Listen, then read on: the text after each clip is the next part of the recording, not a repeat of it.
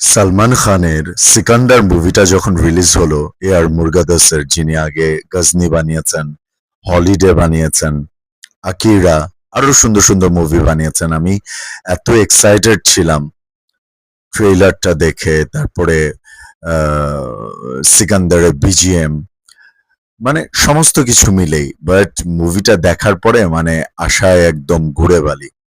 সালমান খানকে দেখে মনে হচ্ছিল মানে ঝিমায় ঝিমায় অভিনয় করতেছে। আর স্টোরি প্লটটা ভালো ছিল, কিন্তু ডিরেকশন মেকিং এত খারাপ রে ভাই, এত খারাপ ছিল।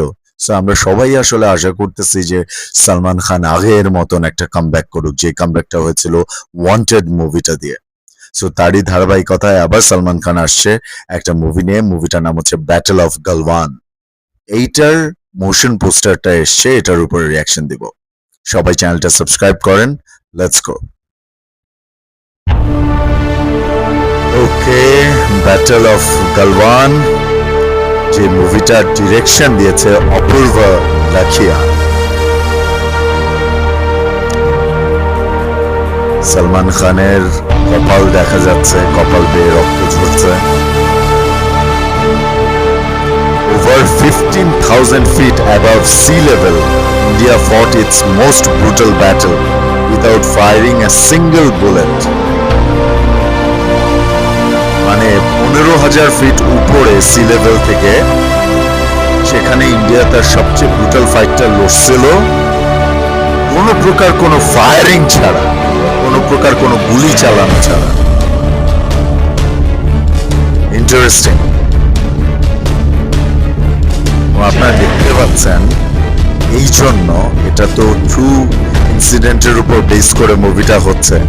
সালমানের হাতে কিন্তু কোনো ধরনের কোনো বন্দুক নাই, তার হাতে এমন একটা হাতিয়ার এবং তার মুখ পুরো রক্তাক্ত।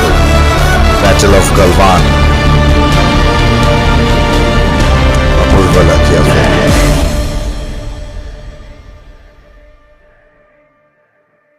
আচ্ছা, আমার কাছে যতদূর মনে হচ্ছে,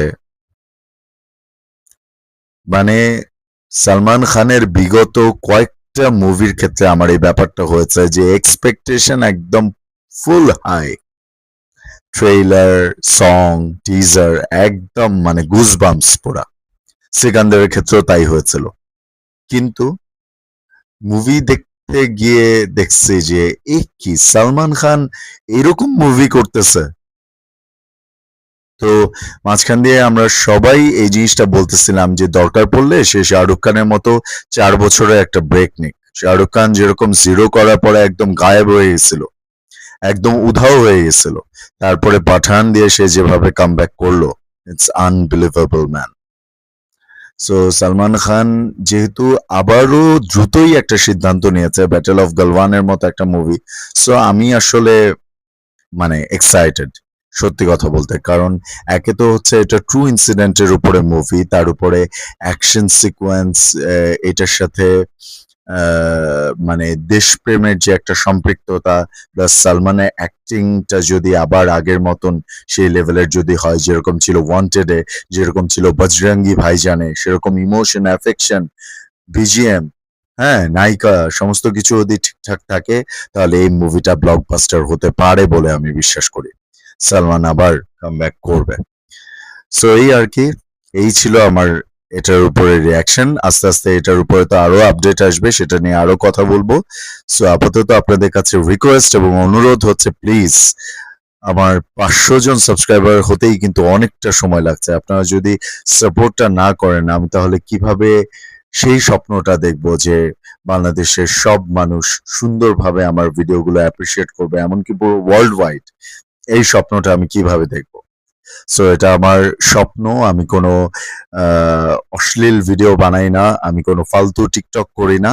আমি মানে মুভির উপরে কথা বলি, গানের উপরে কথা বলি, ঐতিহ্যবাহী বিভিন্ন জিনিস নিয়ে কথা বলি, আমার নিজে মনে চিন্তা ভাবনা শেয়ার করি।